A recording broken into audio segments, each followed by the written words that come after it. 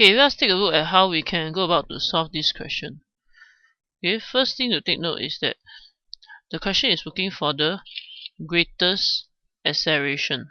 So in this case, how do we know what is greatest acceleration? If you recall about forces, there's this concept of resultant force, which is the result of all the forces acting on it and represented by one vector force. So in this case, my resultant force F is actually equal to m times a. So if I want this to be biggest, which is in this case greatest a, obviously the mass of the object doesn't change, so I can ignore mass. So the only way to make this big is to make the resultant force big. So I need to increase this to increase the acceleration, make it greatest. So let's analyze the question now.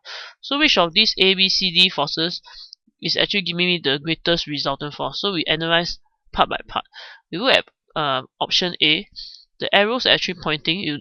If you notice, these arrows are pointing in the same direction.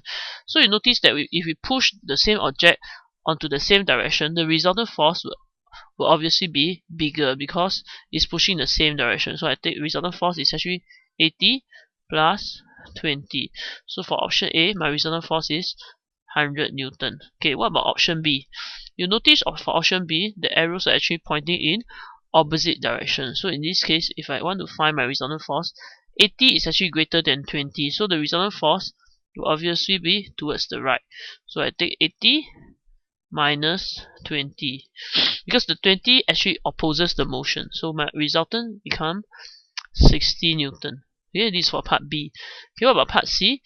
Notice again the arrows are actually pointing in the same direction. So it's something similar to option A. So my resultant force just it's pointing to the left because it's all pointing to the left. So I just 80 plus 40 and my answer is 120. Okay, if you look at option D, again, these two forces are acting in opposite direction. So my resultant force will follow the one that is greater, which is to the left. So I take 80, opposite direction, so I minus 40. So the answer is 40 Newton to the left. So if you compare all the different values, 100, 60, 120 and 40, obviously C has the greatest resultant force, which give me the greatest acceleration. So the best answer in this case is option C. So that's all for this question that came out in 2008 paper 1 question 4.